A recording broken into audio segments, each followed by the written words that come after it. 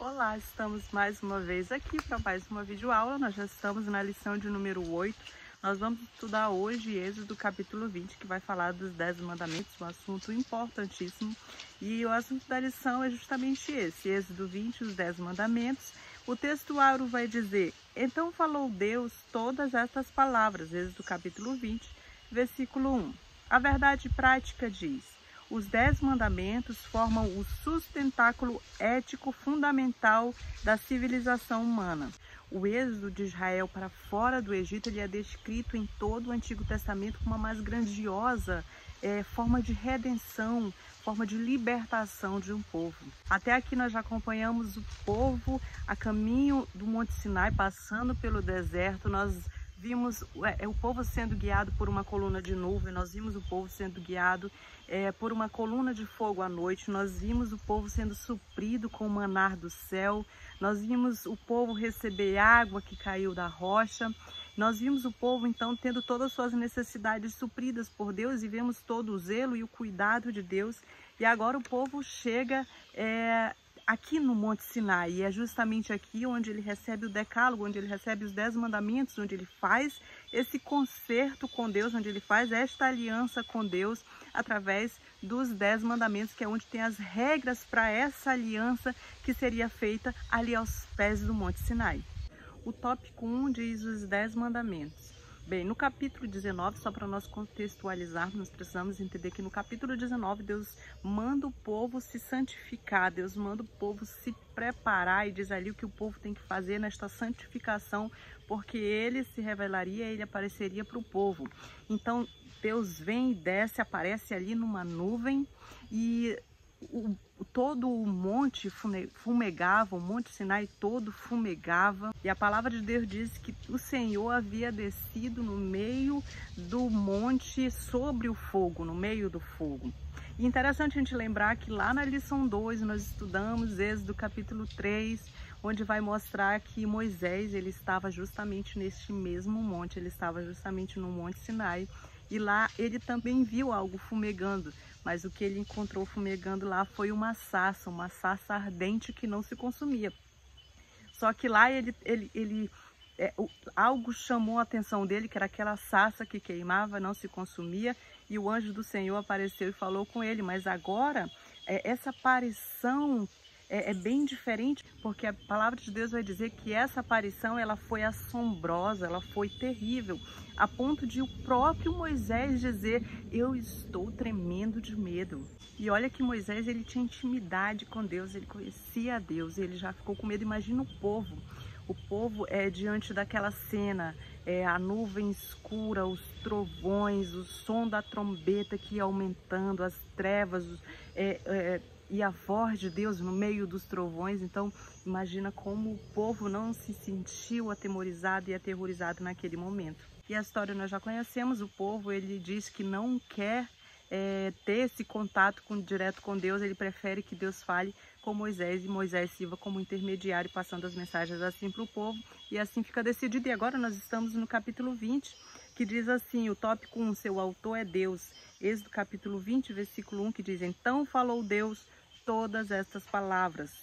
Então aqui a gente tem essa certeza que Deus é o autor dos 10 mandamentos. Não tem dúvida quanto a isso. Fica bem claro na Bíblia que foi o próprio Deus quem escreveu e quem deu os 10 mandamentos para o povo de Israel. Bem, agora aos pés do Monte Sinai, Deus mostra a verdadeira função e a beleza das suas leis. Deus mostra agora como o povo deveria viver de forma prática, uma vida de santidade, o que ele deveria fazer para ter essa vida de comunhão com Deus, essa vida de santidade. Agora Deus, através dessas 2 tábuas dos 10 mandamentos que ele entrega ali para Moisés e para o povo de Israel, o povo vai ter um guia, os mandamentos escritos para que eles possam seguir e se aproximar cada vez mais de Deus. Nessas leis o povo poderia ver a natureza de Deus e conhecer o seu plano segundo o qual eles deveriam viver. O subtópico 2 vai dizer sua importância, Êxodo capítulo 20, versículo 2, que diz: eu sou o Senhor teu Deus, que te tirei da terra do Egito, da casa da servidão. Então Israel é como se fosse um servo na casa do Egito, na casa de Faraó, que Deus foi lá e resgatou e libertou e tomou ele como esposa. E agora que ele está tomando como esposa, ele quer fazer um concerto com esse povo, ele quer fazer uma aliança. E essa aliança tem regras, esse contrato tem regras. E essas regras elas vão ser descritas agora. Nos 10 mandamentos aqui vai dizer quais as regras desse contrato, quais as regras desse matrimônio agora que o Senhor vai tomar Israel como sua esposa. Então aqui nesse concerto, nesses 10 mandamentos, vinha exposto todas as cláusulas do contrato deste casamento em que o povo de Israel deveria obedecer por lealdade ao Senhor, a quem eles pertenciam. E a gente vê que o povo de Israel, se a gente continuar a leitura, a gente vê que o povo de Israel aceitou as cláusulas desse concerto, aceitou esse concerto formalmente. Não apenas aceitou o concerto, como também as obrigações que esse concerto determinava. E a gente observa que tanto no Antigo quanto no Novo Testamento, os fundamentos foram a confiança total em Deus, o amor à sua palavra. Esses foram os fundamentos que formaram a base, digamos assim, para que o povo conseguisse guardar os seus mandamentos, os mandamentos de Deus. Era necessário que para isso o povo confiasse totalmente em Deus. Era necessário que para isso ele confiasse na palavra de Deus, no que Deus havia dito para eles. E também era necessário que eles tivessem este amor sincero a Deus, para que eles pudessem assim conseguir guardar esses mandamentos. E foi exatamente nisso que Israel falhou. Paulo vai declarar que Israel ele não alcançou a justiça que esta lei previa, porque justamente não foi pela fé que eles a buscaram. Porque a lei justamente ela expressava o caráter de Deus, o seu amor, a sua bondade, a sua justiça, o seu repúdio ao mal. A lei de Deus ela demonstrava e ela expressava toda essa natureza e o caráter de Deus. E o povo de Israel ele deveria guardar a lei moral de Deus, porque eles foram criados justamente à imagem e à semelhança de Deus. Por isso que lá em Levítico 19:12 vai dizer: sejais santos, porque eu, Senhor, seu Deus, sou santo. O subtópico 3 vai dizer relação com o Novo Testamento, Êxodo capítulo 20, versículo 6, que diz o seguinte: e faço misericórdia até 1000 gerações daqueles que me amam e guardam os meus mandamentos. E é como eu sempre digo, não tem como você estudar o Novo Testamento sem estudar o Antigo Testamento. Você não pode estudar só o Novo Testamento e dizer: eu não estou mais no tempo da lei, vou estudar só o Novo Testamento, porque senão você fica sem o fundamento, que é justamente o Antigo Testamento, é o fundamento do Novo Testamento. Assim também como não tem como você estudar só o Antigo Testamento sem estudar o Novo Testamento, porque senão você vai ficar sem a revelação. O Novo Testamento é a revelação do Antigo Testamento, porque como nós temos estudado desde o começo, temos repetido em várias aulas, o Antigo Testamento, ele aponta para Cristo. Tudo no Antigo Testamento vai apontar para Cristo. Nós temos visto isso em todas as lições que nós temos estudado. O maná aponta para Cristo, que é o maná, que é o pão descido do céu.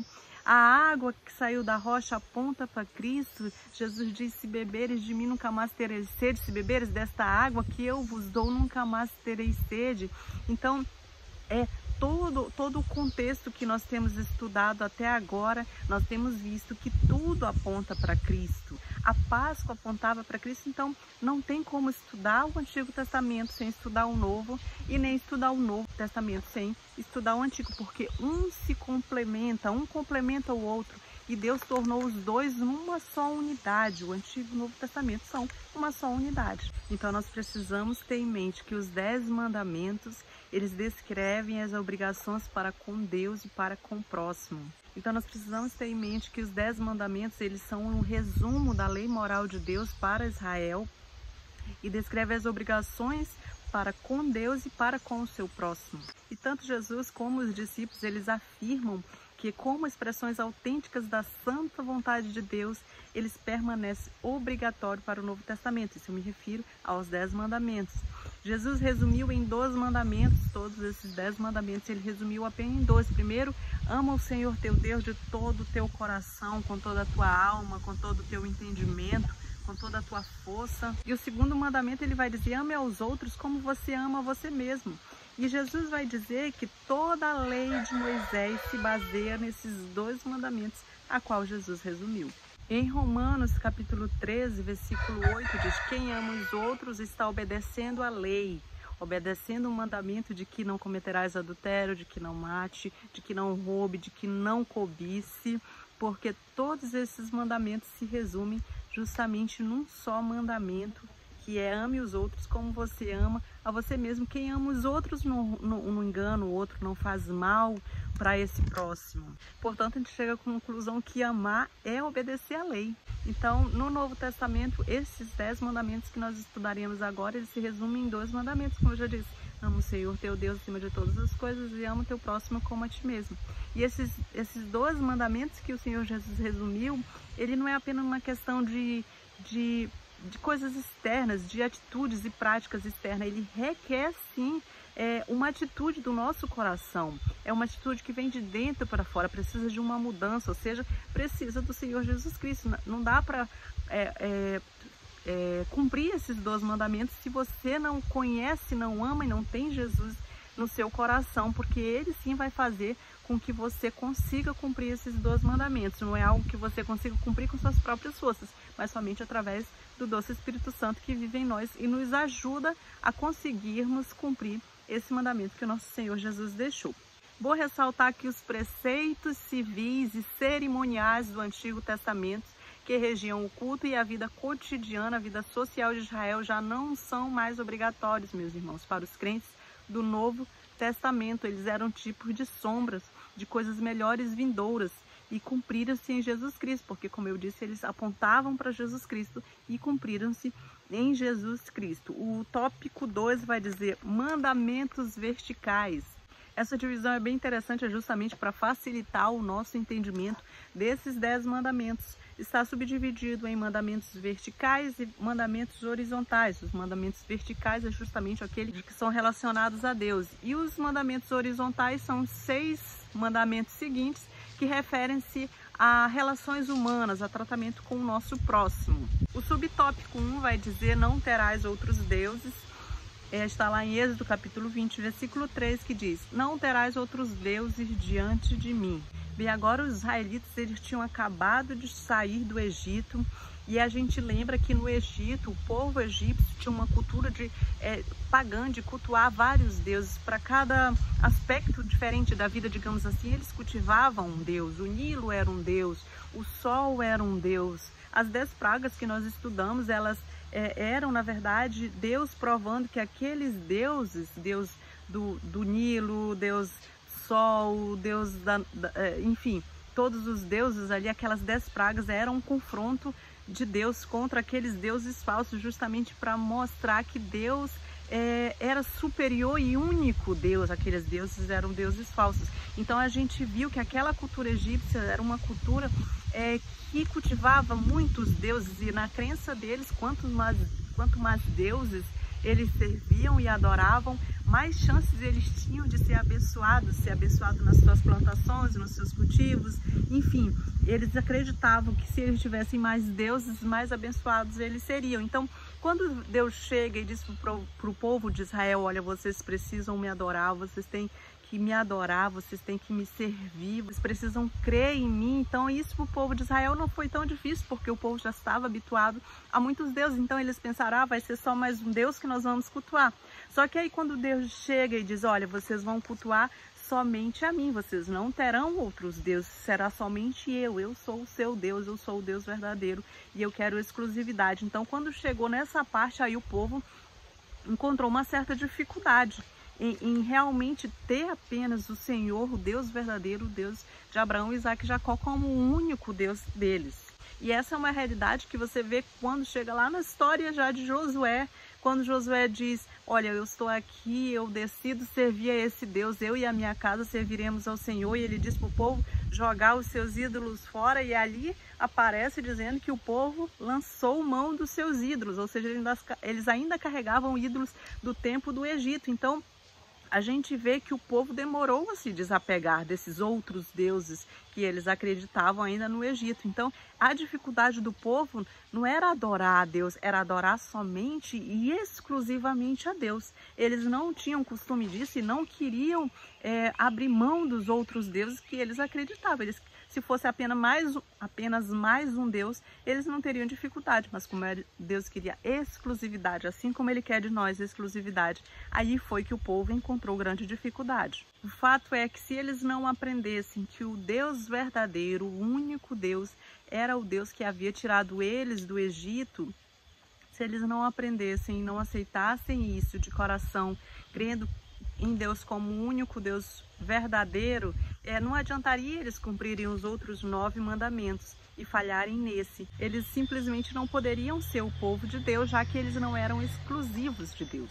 Então ele está dizendo, eu sou o seu Deus, não tenha outros deuses além de mim. Ou seja, é como um marido que está tomando a sua esposa e a primeira cláusula deste casamento é a seguinte, olha, eu sou o seu marido e eu quero exclusividade, não tenha outros diante de mim. Eu sou exclusivo, quero ser único. Então essa é a primeira cláusula que Deus está dando para o povo de Israel seguir. E Jesus ele vai falar algo que é bem claro e que se identifica bastante com essa fala aqui, que nós estamos lendo em Êxodo 20, que é quando ele diz, amarás o Senhor teu Deus de todo o teu coração, de todo o teu entendimento, e de toda a tua alma, e de toda a tua força. E o que Jesus está falando é que o nosso coração tem que ser total e exclusivo dele. Ou seja, ame a Deus com toda a sua força, com toda a força do seu trabalho, com o seu vigor, com todo o seu coração, ou seja, com o seu entendimento, com o seu conhecimento, com as suas emoções. Ame a Deus com tudo que você é, com todo o seu ser. Não tenha outros deuses diante de mim, é isso que ele está falando. Assim Deus fixou esse mandamento em primeiro lugar e enfatizou esse mandamento. Porque hoje em dia nós podemos permitir que muitas coisas se tornem os nossos ídolos. Como nós já até falamos sobre isso em uma outra lição, que podemos ter ídolos como dinheiro, como fama, como trabalho ou até mesmo como prazer, tornar-se o nosso ídolo. Quando nós nos concentramos excessivamente em algo e buscamos nisso uma identidade pessoal e buscamos nisso um significado de vida e uma segurança, é claro que inicialmente ninguém se posiciona diante dessas coisas com a intenção de fazê-lo seu ídolo, mas com o passar do tempo, com muita dedicação que isso requer de você, que você passa para aquilo muita dedicação, você passa muito tempo, você se esforça muito naquilo. Então elas acabam transformando-se em deuses que por fim controlarão os nossos pensamentos, que por fim controlarão os nossos esforços inclusive. Então dedicar a Deus o lugar central nas nossas vidas impede que essas coisas se tornem ídolos em nossos corações. Por isso temos que ficar muito vigilantes e muito atentos para que nós não estejamos colocando a nossa centralidade, a importância que era para ser somente de Deus, o primeiro lugar que era para ser somente de Deus, colocando outras coisas nesta posição e transformando-as em ídolos. Como eu sempre falo, dinheiro, por exemplo, não é um ídolo, mas se você coloca o dinheiro como primeiro lugar, como uma coisa mais importante da sua vida, aquilo com o passar do tempo vai acabar se transformando em um ídolo no final das contas. Então por isso nós precisamos estar vigilantes. O tópico 2 vai dizer o uso do nome de Deus, Êxodo capítulo 20, versículo 7, que vai dizer, não tomarás o nome do Senhor teu Deus em vão, porque o Senhor não terá por inocente o que tomar o seu nome em vão. Então o nome de Deus é especial porque ele traz consigo a sua identidade pessoal. O modo como nós usamos o nome de Deus, ela transmite como realmente nos sentimos a respeito dele. Então nós devemos respeitar o nome de Deus e devemos usá-lo apropriadamente em cânticos, em louvores, em coisas que exaltem o nome do Senhor. Ou seja, em adoração a Deus, não em maldição, porque muitas vezes nós encontramos hoje em dia muitas músicas com letras internacionais no qual nós não compreendemos a língua e muitas vezes a pessoa está ali achando aquela música legal, muitas vezes até cantando e não conhece aquela letra, e quando vai fazer a tradução vê que aquela letra ela está maldizendo o nome de Deus. Então hoje em dia a gente vê muito essa banalização das pessoas usando o nome de Deus em vão. Também o nome de Deus não deve ser usado em piadas, nem em gracejos, nem nada que desrespeite a esse nome. Então o abuso ou a desonra do nome de Deus, ela deve ser vista assim com muita seriedade, pois o nome de Deus é santo e assim deve ser tratado. O subtópico 3 diz, o sábado de descanso. Êxodo capítulo 20, versículo 8 vai dizer: lembra-te do dia do sábado para o santificar. O sábado ele fala de Cristo, o sábado ele fala de descanso. Jesus disse: vinde a mim todos vós que estáis cansados e sobrecarregados, e eu vos aliviarei e darei descanso para vossas almas. Então o sábado aponta para Cristo, que é o nosso descanso, e em seguida, na sequência, a gente já vê Jesus saindo, entrando na seara num dia de sábado e começando ali um debate. Em seguida, a gente já vê dizendo que Jesus é o Senhor do sábado. E o sábado também aponta para o milênio, que é o descanso para a eternidade. Então, o sábado é realmente maravilhoso. O tópico 3 vai dizer mandamentos horizontais. Os primeiros 4 mandamentos nós acabamos de ver que são os mandamentos verticais, que tratam a relação com Deus, do ser humano com Deus. Agora são os relacionamentos horizontais, ou seja, aqueles que tratam dos relacionamentos humanos, do nosso relacionamento com outras pessoas. E o primeiro mandamento que é citado aqui nesses mandamentos horizontais é: honrarás pai e mãe e não matarás. Está lá em Êxodo capítulo 20, versículo 12 e 13, que diz: honra teu pai e tua mãe, para que se prolongue os teus dias na terra que o Senhor teu Deus te dá. E o outro diz: não matarás. Então, honrar pai e mãe, aqui nós vamos encontrar que é o primeiro mandamento com promessa para viver em paz por muitas gerações na terra prometida. O povo de Israel, eles precisavam respeitar a autoridade e construir famílias fortes. E aí a gente se pergunta: mas o que é honrar? O que significa honrar os pais? Em parte, é falar bem deles, trazendo para uma forma prática, para compreensão, para colocarmos em prática. É tratar eles de forma atenciosa, é mostrar-lhe cortesia e respeito, ou seja, abrange todos os atos de bondade, de ajuda material, de obediência aos pais. Tudo isso está incluso em honrar os seus pais, honrar pai e mãe. E Deus ele estabeleceu a pena de morte para quem ferisse ou amaldiçoasse os seus pais. Assim fica demonstrada a grande importância que Deus atribuiu ao respeito pelos pais. Porque se nós formos pensar, se você não consegue honrar aquelas pessoas que você vê, que são as autoridades primárias de dentro da sua casa, que é o seu pai e a sua mãe, como é que você vai honrar o seu pai celestial que você não vê? Então, se você honra o seu pai e a sua mãe, você tem ali uma promessa de uma vida longa e que tudo vai correr bem na trajetória da sua vida. O outro mandamento que é incluso nesse mesmo tópico é: não matarás, que é o 6º mandamento. E a palavra em hebraico para não matarás também tem um sentido de não assassinarás. Ou seja, o 6º mandamento proíbe o homicídio deliberado, proíbe o homicídio intencional, ilícito. E depois, na própria lei de Deus, você vai ver que Deus fala que poderia-se, em caso de guerra, entrar em combate com o oponente e chegar a matar esse oponente. Melhor exemplo que isso é o caso de Davi. Davi, ele matou Golias e ele não transgrediu o mandamento de Deus, este 6º mandamento, que é não matarás. Porque nos casos de guerra poderia sim entrar em combate e matar o seu oponente. A Bíblia também vai falar em legítima defesa quando, nos casos de que se alguém entrasse na sua propriedade, entrasse na sua casa e ali houvesse uma morte, não teria consequências, porque ali seria tido como legítima defesa. Você estava defendendo a sua família ou defesa do indivíduo. Inclusive, Deus ordena a pena de morte para a violação deste mandamento, de não matarás. Está lá em Gênesis 9:6, inclusive o autor da revista vai citar essa referência. Mas a pena de morte, a gente tem que entender que ela não foi feita para ela ser aplicada. Deus não colocou a pena de morte porque Ele queria ver essas pessoas sendo castigadas, sendo mortas. Não, a pena de morte ela deveria servir como algo para impedir que a pessoa chegasse a cometer aquele assassinato. A pessoa soubesse: olha, tem pena de morte caso eu mate alguém. Então aquilo servia como um empecilho, como um limite para a pessoa não chegar àquele ato de praticar o assassinato. E a gente também lembra que o Novo Testamento ele condena não apenas o homicídio, mas também o ódio que leva, na verdade, alguém a desejar a morte de outra pessoa, bem como qualquer outra ação ou influência maléfica que cause a morte espiritual de alguém. O subtópico 2 vai dizer: não adulterarás e não furtarás. Êxodo capítulo 20, versículo 14 e versículo 15, que diz: não adulterarás, não furtarás.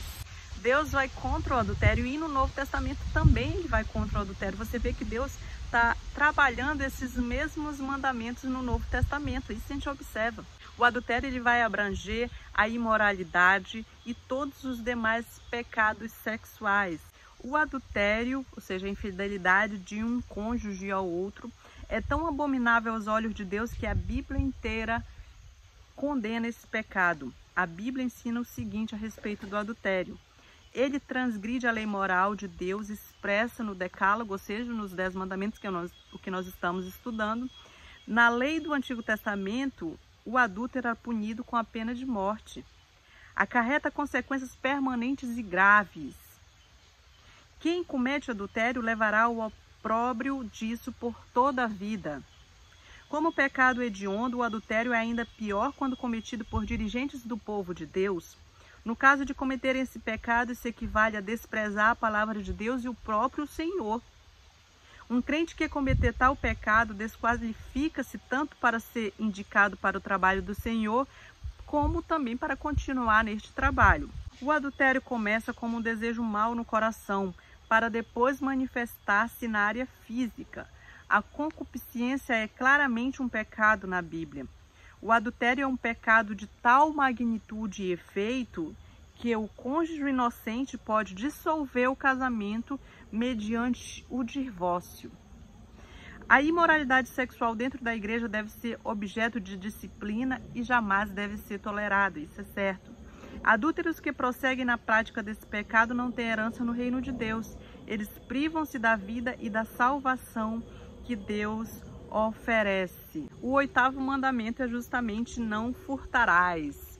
Esse mandamento ele proíbe o furto de dinheiro ou de qualquer outra coisa que pertença a outro. Desonestidade também é uma forma de furtar e esse mandamento demanda honestidade em todos os nossos tratos com as pessoas. Sejamos sempre pessoas honestas que dão bom testemunho.